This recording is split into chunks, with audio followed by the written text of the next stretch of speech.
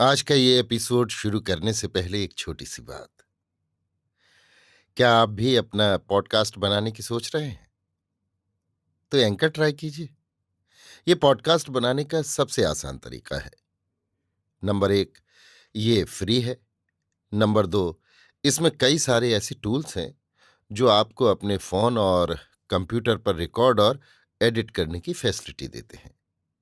Number 3, आप अपने podcast को डिस्ट्रीब्यूट भी कर सकते हैं, जिससे इसे स्पॉटिफाई और दूसरे प्लेटफॉर्म पर सुना जा सके। तो डाउनलोड कीजिए फ्री एंकर ऐप या विजिट कीजिए anchor.fm पर अपना पॉडकास्ट स्टार्ट करने के लिए। ये तो थी एक छोटी सी जानकारी, और अब शुरू करते हैं एपिसोड का सिलसिला। तो आज के एपिसोड में लीजिए सुनिए फणीश्वर नाथ रेणु के लिखे उपन्यास मैला आंचल का भाग 55, मेरी यानी समीर गोस्वामी की आवाज में। कमली के बाबू, कमली के बाबू। नींद में तहसीलदार साहब की नाक बहुत बोलती है। खुर्र खुर्र। कमला की मां पलंग के पास खड़ी है। उसके चेहरे पर भय की काली रेखा छाई हुई है। कमली के बाबू। क्या है? मां धीरे से पलंग पर बैठ जाती है। तहसीलदार साहब और भी अचकचा जाते हैं। क्या है? कुछ नहीं, मां फिसफिसाकर कहती है। कमली ने तो आंचल में दाग लगवा लिया। हाय, आंचल में? तहसीलदार साहब को लगा कि कमली के कपड़े में आग लग गई है। कमली जल रही है। हाँ, 4 महीना। तहसीलदार साहब और मां दोनों एक ही साथ लंबी सांस छोड़ते हैं। हे भगवान, अब क्या होगा? समझो, कैसे पता चला? मुझे तो पिछले महीने में ही थोड़ा संदेह हुआ था। आज पूछने लगी तो चुपचाप टुकुर टुकुर मुंह देखने लगी। डॉक्टर ने तो खूब इलाज किया। अब मुंह पर कालिख जो लगी है, इसको कौन छुड़ावेगा? तहसीलदार साहब का मुंह सूख जाता है। आंखों के आगे भयावने दृश्य एक एक कर आते जाते हैं।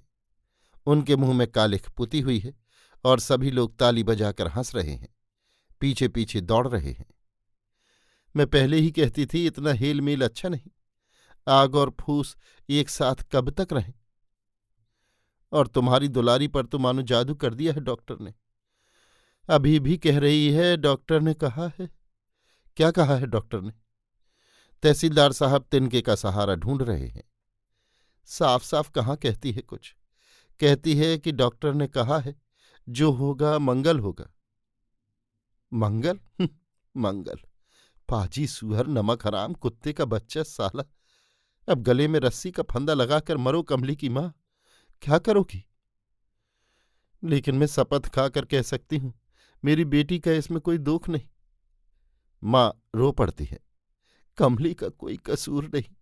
डॉक्टर ने फुसलाकर उसका सत्यानाश किया है। कमली भी अपने बिछावन पर जगी हुई है। आज उसे बार बार डॉक्टर की याद आती है। डॉक्टर का हंसना, बोलना, रूठना, झगड़ना, मीठी मीठी बातें करना और बाहों में जकड़कर। उसकी आंखें भर भर आती हैं। लेकिन डॉक्टर ने कहा है जो होगा मंगलमय होगा। यदि डॉक्टर को दामुल हौज हो जाए तब? दामुल हौज यानी काला पानी। मां रोती क्यों थी? महाभारत में कुंती, देवयानी, अहल्या, द्रौपदी, कौन ऐसी है जिसको? डॉक्टर ने कहा है हम दोनों को कोई अलग नहीं कर सकता।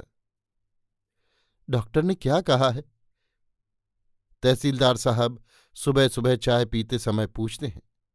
पूछो कमली से साफ साफ, डॉक्टर ने क्या कहा है? कहती है डॉक्टर कहता था हम लोगों को कोई अलग नहीं कर सकता। मां धीरे धीरे इधर उधर देख कर कहती है। सो तो समझा। तहसीलदार साहब का चेहरा फिर बुझ सा जाता है।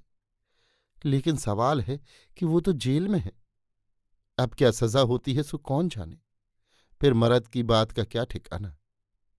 कमली के पास उसकी कोई चिट्ठी पत्री है? तहसीलदार साहब कानूनची आदमी हैं। कागज पर आपके हाथ का भी लिखा रहे तो उससे वो सारी दस्तावेज ऐसी बना दे कि पटना का इस्पाट भी नहीं पहचान पाए कि असली है या जाली। स्पाट यानी विशेषज्ञ। चिट्ठी पत्री यदि होगी भी तो वो देगी नहीं। वो कह रही थी कि हमको गोदाम घर में बंद रखो, लोग तो जानते ही हैं कि कमली बीमार है, तब तक डॉक्टर आ जाएगा।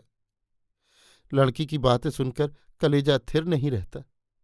कहती थी, माँ, अपराध के लिए आखिर कोई सजा तो मिलनी ही चाहिए, हमको घर में ही जेहल दे दो। इस तहसीलदार साहब का भी दिल कसक उठता है। कमली की माँ, मेरी बेटी अब मेरे सामने नहीं आवेगी? क्यों? एक बार उससे बात करना चाहता हूं। तुम क्या कहती हो? उफ! कमली के चेहरे पर दिनों दिन तेज आता जा रहा है, मुखमंडल चमक रहा है, लेकिन आज उसकी निगाहें नीची हैं। चुपचाप आकर पर्दे की आड़ में खड़ी हो जाती है। दीदी, इधर आओ दीदी, तुम्हारा कोई कसूर नहीं बेटा। बाबूजी, मेरी सूरत मत देखिए, मुझे गोदाम घर में बंद कर दीजिए। कमली रो पड़ती है, फपक फपक। और कोई उपाय भी तो नहीं? कमली कहती है, लगता है कि ये डॉक्टर नहीं जिन है। एक बार गौरी मौसी ने जिन पीर की कहानी सुनाई थी। डर तो नहीं लगता? नहीं माँ, डॉक्टर अब मेरे पास हमेशा रहता है, मुझे डर नहीं लगता। इसलिए मैं एकांत में अंधेरे में रहना चाहती हूँ। माँ, डॉक्टर का कोई कसूर नहीं, वो सचमुच जिन है। सुनते हैं कि जिन जिस पर प्रसन्न हो उसको तुरंत कुछ से कुछ बना देता है।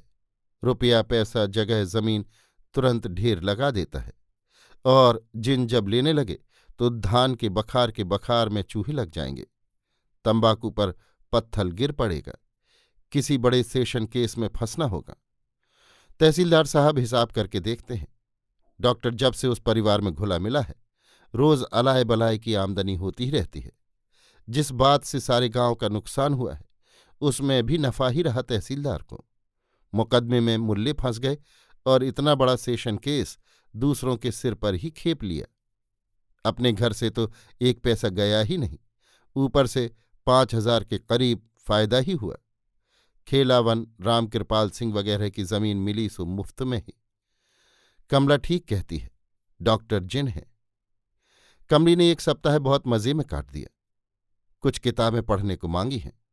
विषवृक्ष, इंदिरा, राजसिंह, आनंद मठ, देवदास, श्रीकांत, रंगभूमि, गोदान और हरिमोहन बाबू की कन्यादान।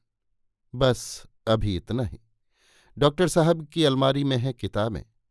हाँ, निकलवाइए, प्यारू से कहिएगा।